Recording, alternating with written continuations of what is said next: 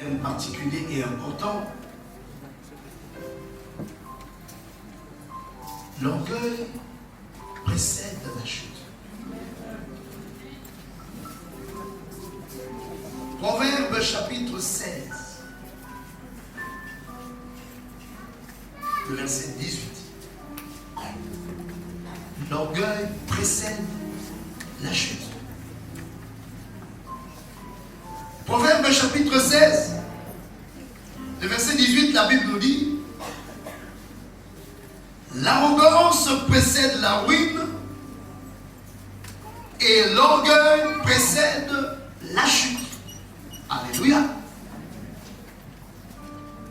Le Saint-Esprit a fait retentir ces paroles dans mon esprit et m'a dit: parle à l'église pour que l'église comprenne qu'est-ce qui se cache réellement derrière ce verset que tout le monde connaît, mais que tout le monde doit davantage en saisir le sens véritable.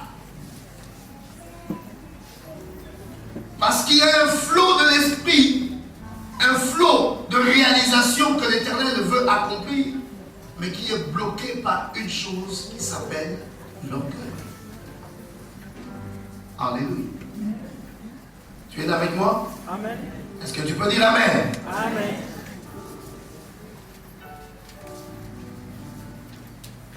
Alors nous allons comprendre ce verset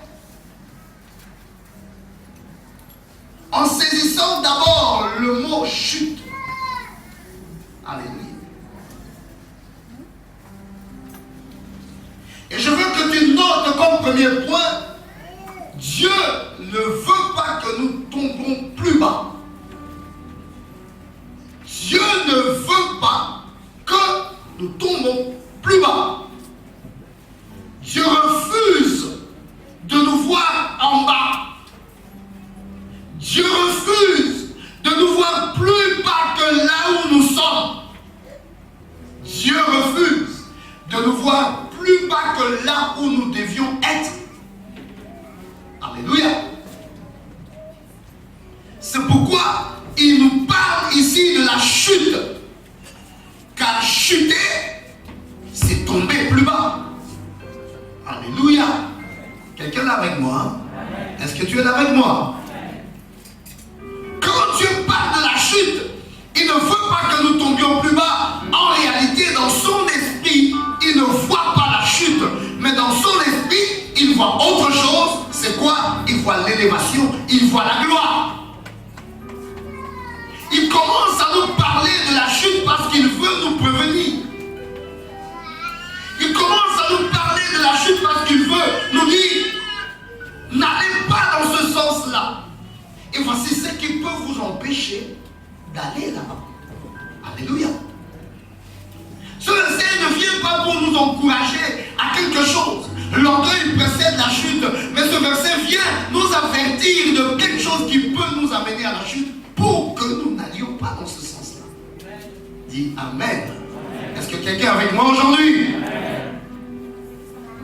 Dieu nous destine donc à la gloire. C'est sa pensée.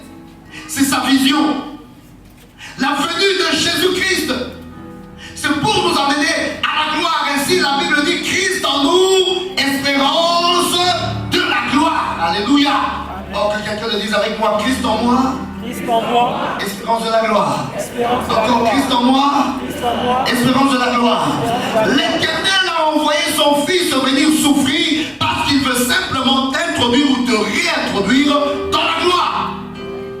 Car il nous a créés pour la gloire. Nous avons perdu la gloire. Tous sont péchés et sont privés de la gloire de Dieu.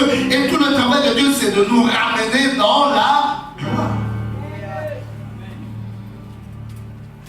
Le désir de Dieu, c'est de te voir élevé. Alléluia. Le désir de Dieu, c'est de te voir dans une vie stable, une vie comblée. Dieu ne veut pas que tu meurs. Tu as passé toute ta vie en pleurant. Tu as passé toute ta vie dans les soucis. Si tu as eu des combats, si tu as eu des guerres, si tu as eu des attaques, si tu as eu des problèmes, l'Éternel, à un moment donné,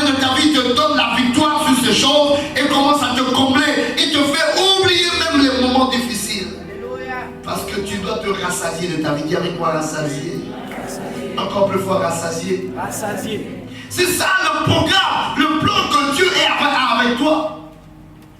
Et quand il t'introduit dans des moments stratégiques, il commence à toucher point par point. Quelles sont les choses qui sont encore tes soucis? Quelles sont les choses qui causent encore tes larmes? Quelles sont les choses qui causent encore tes problèmes? Il va commencer à les enlever, à les transformer une à une jusqu'à ce que ta vie ne soit comblée que de bonheur. Que quelqu'un dise très fort amen. Jésus ne vient pas vers nous pour nous regarder. Jésus ne vient pas vers nous pour nous observer. Jésus vient vers nous pour changer les choses qui minent notre bonheur afin que nous entrions dans une vie comblée. Et chaque jour que nous allons vers Jésus, nous sommes dans un travail de transformation. Alléluia. Chaque fois que nous allons vers Jésus, il accomplit un travail de relèvement de notre être. Qui croit aujourd'hui qu'il dise amen? Amen. Attends une fois le Dieu, c'est pourquoi David disait, je suis dans la joie quand on me dit allons dans la maison de l'Éternel. Qui est venu dans la maison de l'Éternel aujourd'hui? Oh, tu es venu pour qu'un de tes soucis soit ôté. Tu es venu pour qu'un de tes problèmes soit résolu. Tu es venu pour que ton bonheur se manifeste davantage. Qui le croit qui dise amen? Amen. Encore plus fort amen. Parce que tu es entré dans la maison de Dieu, à la rencontre de Jésus, il y a quelque chose de positif qui va se passer pour toi aujourd'hui. Dis amen. Amen. Dieu ne veut pas notre chute. Le travail de Jésus, c'est seulement nous rendre heureux. Je suis venu afin que mes brebis aient la vie et qu'ils aient cette vie en abondance. C'est le travail de Jésus. Que le malade soit guéri. Que le rejeté soit relevé. Que celui qu'on a abaissé et qu'il remonte. Que celui qui a péché, qu'il soit pardonné et qu'il se remette debout. Que celui qu'on a appauvri, que l'Éternel le rend encore riche, il prend quelqu'un de la boue et le fait asseoir à la table de corps. Tout le travail de Jésus, c'est relever, c'est remonter, c'est réparer, c'est restaurer. Alléluia. Et quand nous venons à lui, c'est ce que nous recevons. Aujourd'hui encore, quelque chose de positif est en train de se passer dans ta vie. Acclame l'Éternel, acclame l'Éternel. Acclame l'Éternel. Que quelqu'un dise avec moi, je le crois. Oh, quand tu le dis, il y a quelque chose qui se passe en toi, dis avec moi, je le crois. Quand tu le dis, il y a quelque chose qui se passe, dis avec moi, je le crois. Si tu avais un souci, je veux que quelque chose se passe de positif dans ta vie aujourd'hui. S'il y avait un problème, le Dieu que tu es venu invoquer est plus fort que ce problème-là. Il peut changer ce problème-là. Rien n'est impossible à lui. Il peut résoudre toutes choses. Celui qui croit ça, il dit avec moi, je le crois. Encore plus fort, je le crois. C'est une maladie qui a commencé à t'embêter. Ce Dieu-là est capable de te guérir. Si tu crois, tu dis je le crois. Encore plus fort, je le crois. Tu as un projet, il y a de l'argent qui te manque. Ce Dieu-là est capable de te le donner. Dis avec moi, je le crois. Tu as une affaire que tu négocies à quelqu'un de dur qui ne veut pas signer ton papier, mais ton Dieu-là est capable de l'incliner. Si tu le crois, tu me dis je le crois. Tout problème trouvera solution. Et quand nous venons vers Jésus, tout ce qu'il fait, c'est de nous remonter, pour relever, nous amener plus haut. Alléluia. Plus tu resteras avec Jésus, plus tu monteras. Acclame très fort les connaissances de votre. Dieu ne veut pas notre chute. Et tu ne chuteras pas. Car la volonté de Dieu n'est pas que tu chutes. Ce sont les hommes qui veulent t'amener à chuter. Ce sont les hommes qui veulent t'amener à perdre. Mais Dieu dit tu ne perdras pas. Et c'est pourquoi même quand toi-même tu as décidé de descendre plus bas, par son amour, il vient t'arrêter dans ta chute pour te dire mon fils, ne descends plus. Je suis venu te faire remonter. Et voici les secrets pour que tu remontes. Va plus haut. Va plus haut, va plus haut. Oh, bouscule ton voisin, dis-le, va plus haut. Dis encore, va plus haut. Encore plus fort, va plus haut. Encore, va plus haut. Plus fort, va plus haut.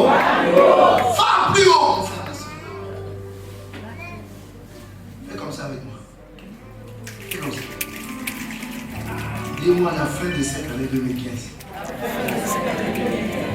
Je dois être plus que ce que je suis maintenant. Je dois être plus que je suis maintenant.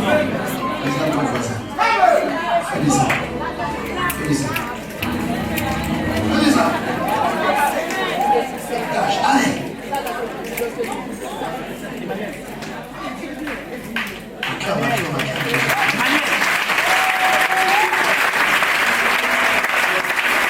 Celui-là est en train de nous observer. Et quand il nous regarde dans sa vision, il dit, voici Gauthier. Et moi j'ai un programme avec lui. À la fin de 2015, il faut qu'il arrive là.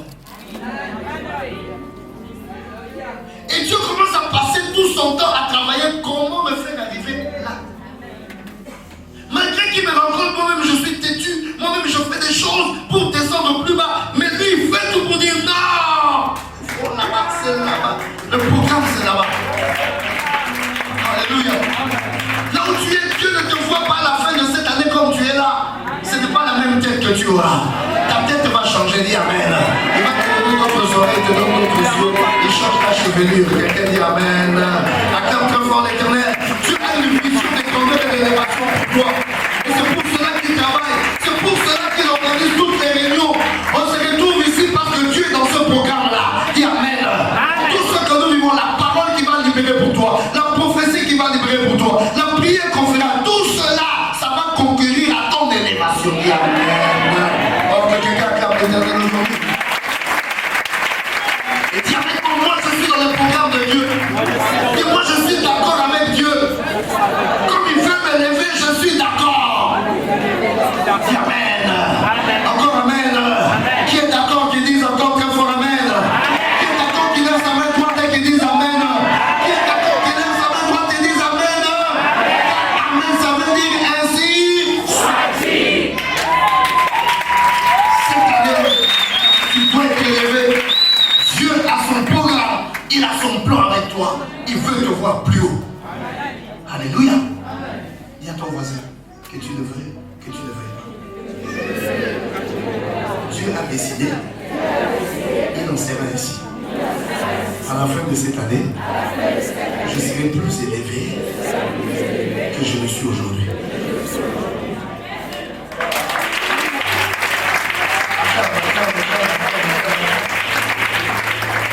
Voilà comment il faut commencer à préparer certaines choses.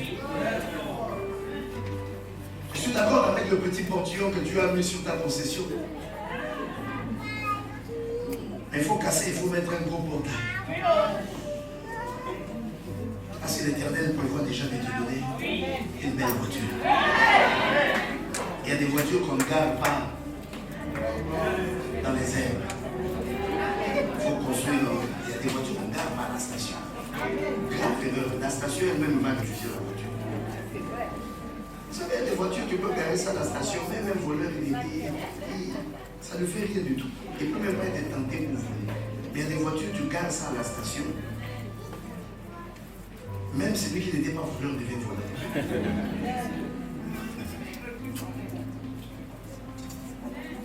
Quand on attend un bébé, on prépare la lettre. Dis Amen. Il faut changer certaines choses dans ta vie parce que tu espères la gloire qui arrive. Dans ta manière d'être, dans ta manière de faire, dans ta manière de parler, même dans tes fréquentations. Des amis qui ne sont que dans des petites visions, qui ne parlent que des choses médiocres, on commence à t'en séparer petit à petit. Amen. Il y a des amis qui sont des ennemis de ta vie. Ils sont tes amis, mais ils sont des ennemis de ta vie. Amen. Toi, tu les aimes, mais eux, ils n'aiment pas ta vie. Et ta vie aussi ne les aime pas. Et chaque fois que tu es avec eux, ce que tu entends, c'est seulement pour te détruire. C'est vrai qu'ils t'emportent dans une certaine folie. Mais cette folie-là ne t'édifie pas.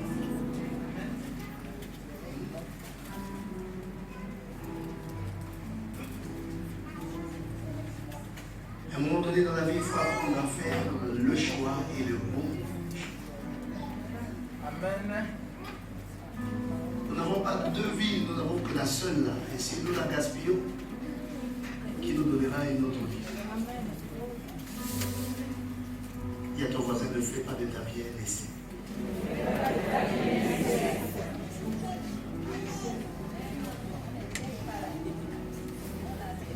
Alléluia. Et Dieu nous veut pour la gloire. Quelqu'un est avec moi? Suis-moi très bien. L'orgueil précède la chute.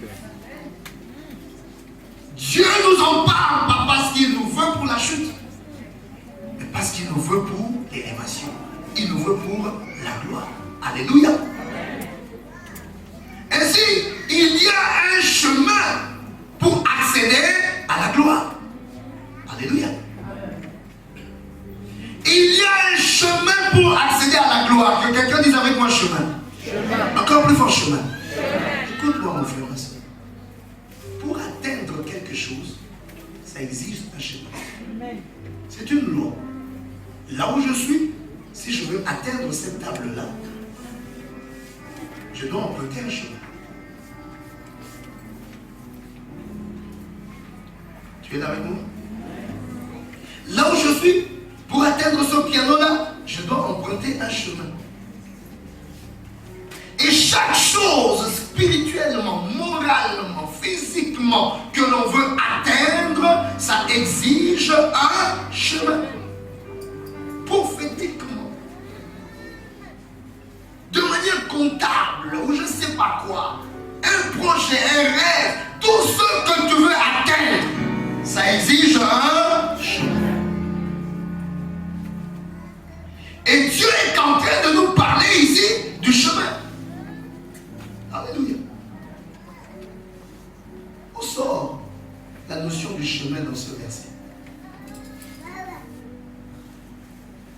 Quand il parle précède. Quand Dieu dit précède, il est en train de parler du chemin. Si nous voulons changer de vocabulaire dans ce texte, on va dire l'orgueil et le chemin qui mène à la chute. Alléluia. Dieu nous parle ici du chemin parce que pour atteindre quelque chose, il faut passer par un chemin. Et il faut savoir une chose, qu'on n'arrive jamais à une destinée par hasard. Le hasard ne coïncide qu'avec ce qu'on appelle l'échec. Si un navire perd sa direction et son contrôle est emporté par les vagues, ce navire sera emporté loin de sa destination et on dira en français, le navire a échoué.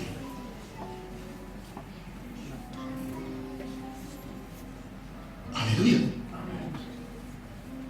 Le hasard peut produire l'échec. Mais la réussite n'est jamais un problème de hasard.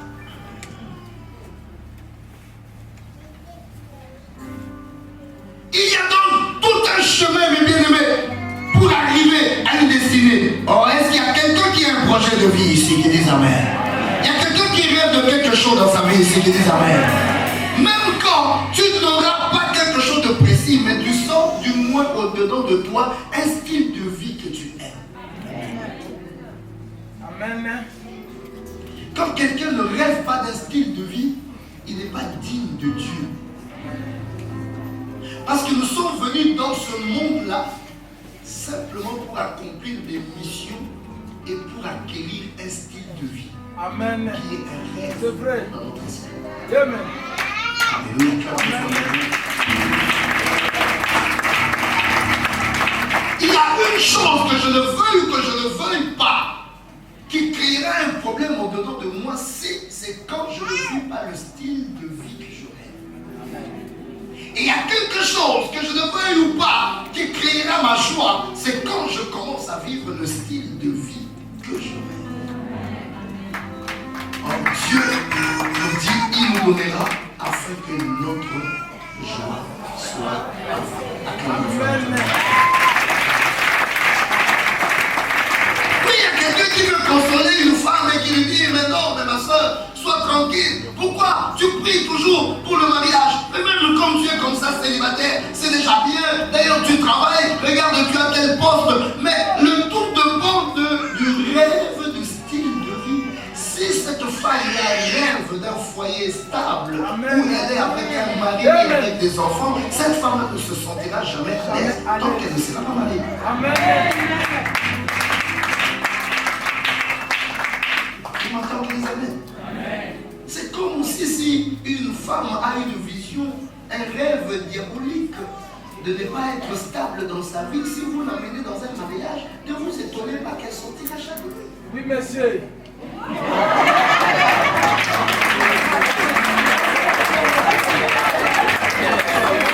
Dites amen. Encore amen. Parce que le mariage même l'embête. Rester à la maison, ça l'embête. Elle a comme rêve le succès des hommes. Quand elle change, les hommes, chaque jour, 4, 5, quand son téléphone est rempli de 10 000 messages, c'est ça qui crée sa joie diabolique. Cette personne-là, tant qu'on n'a pas changé, on n'a pas mis le feu dans son être intérieur pour changer son programme. Vous la mettez dans un mariage, même vous qui l'avez amené à ce mariage, elle vous assure. Et elle appelle ça être esclave. Ça, c'est être esclave. On ne peut même plus bouger, on ne peut même plus vivre.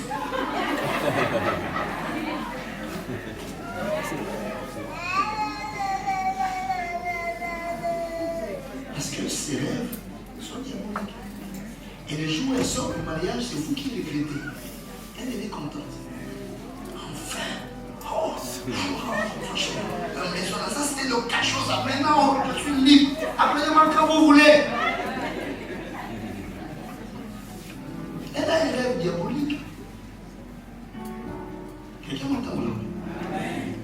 Et chaque rêve qu'on doit atteindre à son chemin, on n'arrive jamais à une destinée par hasard. Ça se calcule. Lève ta main, doit dire amen. Amen. Alors écoute-moi très bien. L'attitude est aussi un chemin. Une attitude est un chemin. Le chemin, ce n'est pas seulement les pieds là qui vont marcher, je vais vers la table. Mon attitude est un chemin. L'attitude que j'ai aujourd'hui détermine ce que je serai et ce que j'aurai demain. Ça va? La manière dont nous nous comportons, ça détermine où nous arriverons. Des fois, on n'a pas besoin d'être rempli de l'esprit et de prophétiser sur quelqu'un. Des fois, il suffit d'observer la manière dont quelqu'un se comporte et savoir à peu près ce qui deviendra. Alléluia. Même si Dieu ne te visite pas la nuit pour te dire, ainsi dit l'Éternel, regarde cet enfant, et il fera la ruine bientôt. Mais non, Dieu n'a pas besoin de dire certaines choses. Toi-même, quand tu vois sur le comportement de quelqu'un, tu dis ça. Avec ce comportement-là, on sait qu'il va arriver là. Parce que c'est le chemin qui mène à l'orgueil et le chemin qui mène à la chute. On n'a pas besoin d'une prophétie pour ça. Dis amen. Amen. Dis encore amen. Amen. Et donc, mes bien-aimés, l'attitude, la manière dont nous nous comportons. Car la Bible dit, ce que tu sais, que tu le reconnaîtras. Alléluia. Amen. Le chemin, mes bien-aimés, ça commence par C et H. Parce que le chemin est un choix. Il y a ton voisin, le chemin est un choix. Chaque fois, nous nous retrouvons dans notre marche avec Dieu, dans notre attitude, parce que c'est là que je veux parler. Nous nous retrouvons devant un choix. 10 000 manières de faire, 10 000 chemins à emprunter. Mais nous devons choisir quel chemin. Nous devons choisir quelle manière de faire, quel comportement adopter. Mais cela dépendra de là où nous voulons arriver. Amen. Dis un bon amen. Amen. Ne pense pas qu'il t'est permis de faire tout ce que tu veux maintenant. Ne pense pas qu'il t'est permis de te comporter comme tu veux maintenant. Il faut que tu t'arrêtes, que tu te poses d'abord la question, où est-ce que je veux arriver? Et quand tu as la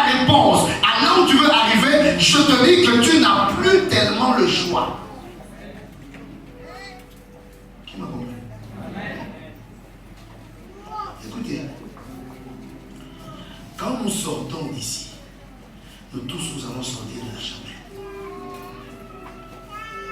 Et puis nous arrivons au rond-point de la démocratie. Dis Amen. Et toi, tu habites au feu rouge de Zion, où il y a plus de feu rouge, l'échangeur des Zion. Hein? Tu habites juste là en bas. Dis-moi, il y a plusieurs chemins, n'est-ce pas? Chacun est libre de choisir, n'est-ce pas? Parce que toi, tu veux arriver à l'échangeur des âmes. Tu as encore un choix. Est-ce que tu as encore un choix? Pourquoi? Parce qu'il y a un seul chemin de là où tu es qui t'amène rapidement à l'échangeur des âmes.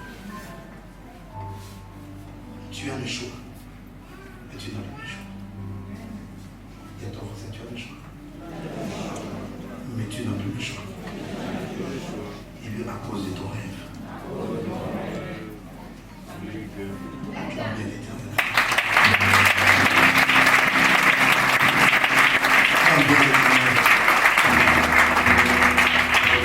À cause du rêve, à cause de la destinée, à cause de là où je veux arriver, j'ai le choix, c'est vrai, mais je n'ai plus le choix. Mon choix se rétrécit. Alléluia. La vie, elle sera toujours faite de plusieurs chemins. Et l'Éternel nous laisse le choix. Mais à un moment donné, nous n'avons plus le choix. Parce que nous avons un rêve. Parce que nous avons une destinée. Parce qu'il y a un endroit où nous voulons arriver. Et pour arriver là-bas, il y a un chemin. Nous sommes obligés d'emprunter ce chemin. Et Jésus-Christ lui-même nous parle en matière de salut. Il nous laisse le choix, mais il nous annonce: je suis le chemin. Je ne suis pas un chemin. Que tu es libre de choisir, aller à gauche, à droite, tout chemin mène à Rome. Non. Je suis le chemin. Si tu veux aboutir au salut, tu as le choix, mais tu n'as plus le choix. Parce que le chemin est unique.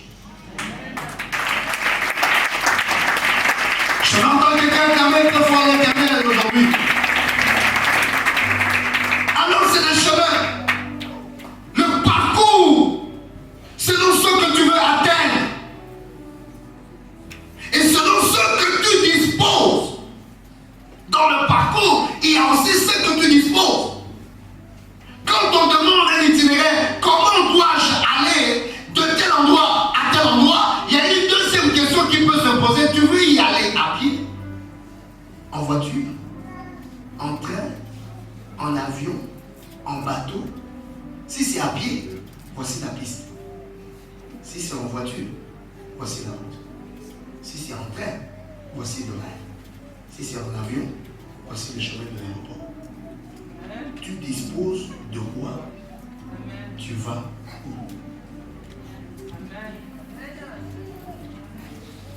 Alléluia. C'est pourquoi nous pouvons avoir presque la même destinée et ne pas prendre le même chemin. Amen. Parce que nous ne disposons pas des mêmes choses. Ma capacité, mes dons, mes talents sont différents de tes capacités, de tes dons, de tes talents. Là où moi, je peux dire, je prends ce chemin parce que j'ai une voiture. Mais toi, tu n'as pas la voiture. Est-ce que ça va? C'est quand même quand nous sortons de la chapelle ici et que nous allons, nous tous, vers l'échangeur des Zermaïons, pendant que nous serons en train de monter comme ça pour passer devant le tribunal, il y a d'autres personnes descendent par des pistes compliquées parce que lui, il n'a pas la voiture. Lui, il parle à pied. Et il connaît un raccourci. Et toi, tu lui diras, mais viens, le chemin pour aller, c'est ça. C'est bien tracé ici. C'est asphalté, Toi, tu es en voiture, tu pourras rouler là-bas. Alléluia. Moi, je suis à pied. Si je prends ce chemin-là, il sera trop long pour moi. Je vais me fatiguer. Par rapport à ce que moi je dispose, c'est la piste qui m'intéresse. Qui comprend? Qui comprend? Non, qui comprend, qui dit amen. Qui comprend, qui dit amen. C'est pourquoi dans la vie, il ne faut jamais tomber dans l'imitation. Dieu met chacun de nous en face de sa propre vie. Quelle est d'abord ta destinée? Nous nous séparons là où nous n'avons plus les mêmes destinées. Chacun prend son chemin et dit amen. Et encore, cela dépend de ce que tu disposes. Qu'est-ce que toi tu as comme bagage pour atteindre ton but? Qu'est-ce que moi j'ai comme bagage pour atteindre mon but? Je dispose de quoi? Je dispose de quel moyen? Alléluia. Amen. Moi j'ai mon micro, toi tu as quoi? Dis amen. Amen. Dis encore amen. Amen. Moi pour arriver, là où je dois arriver dans la gloire, je dois apprendre à utiliser mon micro. Maintenant les chantres aussi, ils ont le micro. Sauf qu'on ne va pas utiliser ça de la même manière. Il y en a d'autres qui n'ont pas de micro et qui n'auront jamais de micro. Mais qui arriveront à leur bénédiction, à leur gloire. Par un autre chemin que l'Éternel détermine en eux. Qui me comprend aussi, il dit amen. Je te parle donc qu'il y a un chemin et l'attitude est un chemin. Les gens prennent des attitudes qui sont contraires à leurs ambitions, des attitudes qui sont contraires à leurs rêves. Que quelqu'un dise avec moi, l'orgueil précède la chute. L'orgueil précède la chute. Notre attitude, de bien-aimé, est un choix. Notre attitude est un chemin. Et qu'est-ce que Dieu fait? Il nous donne la capacité de choisir notre attitude. Dis amen. C'est-à-dire, moi-même, j'ai la décision pour dire oui et pour dire non. C'est moi qui décide de continuer cette affaire-là ou d'arrêter ça. C'est moi qui décide dans cette affaire-là, on se bat ou on arrête. C'est moi qui décide dans cette affaire-là, je suis méchant avec toi. Je peux aussi décider, je serai plus méchant avec toi. Je décide, je te fais la guerre. Je décide aussi, je laisse tomber cette affaire. Je décide que toi là, chaque fois que tu passeras, je vais foncer mon visage. Je peux aussi décider, désormais quand tu passeras, je vais commencer à suivre. Moi, j'ai ce pouvoir de décision. Maintenant, j'ai la capacité de fermer mon visage et de sourire. Mais je dois commencer à savoir quand je ferme mon visage vis-à-vis de toi, ça m'amène, c'est un chemin qui m'amène à quoi? Et quand je te souris, c'est un chemin qui m'amène à quoi? Maintenant, quelle est la destinée que moi j'attends? C'est ce qui me permettra de dire, je continue à serrer mon visage ou je commence à sourire. Qui me comprend, les amis? Acclame toi avec un instrument. Écoutez, ça c'est moi-même. J'ai la liberté de te saluer. Et j'ai aussi la liberté de ne pas te saluer. Mais sauf que je dois savoir que quand je te salue, c'est un chemin qui m'amène là. Et quand je ne te salue pas, c'est un chemin qui m'amène là. Mon problème maintenant, moi je veux aller où? Parce que je veux aller là. Même si ta main ne m'intéresse pas, je dois commencer à m'imposer dans mon esprit. Commence à aimer la main de Patricia parce que c'est ça qui t'amènera à aller là. Qui me comprend, les amis? Alors, si tu me saisis, acclame-toi pour le.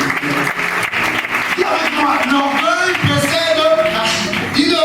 L'orgueil précède la chute. Dis encore plus fort. L'orgueil précède la chute. Notre attitude est un choix. Et Dieu nous donne cette capacité de choisir. Qu'est-ce que tu veux? C'est notre voix intérieure qui choisit ce que nous devons faire. Et même quand tu te sens esclave de quelque chose, c'est-à-dire tu veux, mais tu ne peux pas. Tu te sens obligé que je dois prendre cette attitude, mais mon être me domine et m'empêche de prendre cette attitude. Je sens que dans cette affaire, je dois sourire. Et je commence à me dire, je dois sourire. Mais mes lèvres n'arrivent pas à sourire. Mais au-dedans de moi, je suis convaincu que je dois commencer à sourire. Alors il y a quelqu'un que je peux appeler. Il s'appelle Jésus. Acclame très fort l'éternel. Il nous apporte le secours pour changer notre attitude. Mais pour que tu changes d'attitude, il faut d'abord que tu fasses le choix de l'attitude. Dis avec moi le choix de l'attitude. Encore plus fort, le choix de l'attitude. Dis encore plus fort, le choix de l'attitude. Il faut que tu fasses le choix. Quelle attitude tu veux avoir et pourquoi tu veux l'avoir? On est là? Quelle attitude tu veux avoir? Tu veux continuer à me regarder le visage chiffonné ou tu veux commencer à me sourire? Et pourquoi tu veux continuer à me regarder le visage chiffonné? Ça t'amène à quoi? Ou encore pourquoi tu veux commencer à sourire? Parce que ça va t'amener à quoi? Là, ce n'est pas ma vie que tu négocies. C'est ta propre vie. Parce que tu sois fâché contre moi ou que tu me souris, ça ne change pas trop de choses dans ma vie. Mais ton sourire te permet de passer quelque part. Ta colère aussi te permet d'aller quelque part. Maintenant, tu ne peux pas être deux endroits à la fois. Il faut que tu choisisses lequel.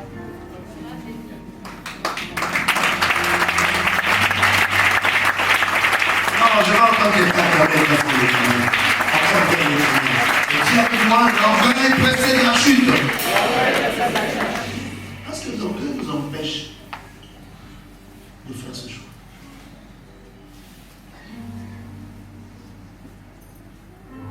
L'orgueil, ça t'empêche de faire le choix. L'orgueil combat la raison. Je sais que je dois te saluer. Mais mon orgueil me dit que tu ne vas pas te rabaisser à ça.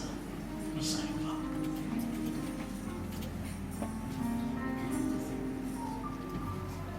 Qui me suit? Qui me suit? Je parle donc de l'attitude, mes bien-aimés. Nous pouvons appeler Jésus. Jésus peut nous aider à changer d'attitude. Je suis fâché, je suis en colère. Mais Éternel, aide-moi. Je dois sortir de cette colère. Sinon, mon chemin, ma destinée est hypothéquée.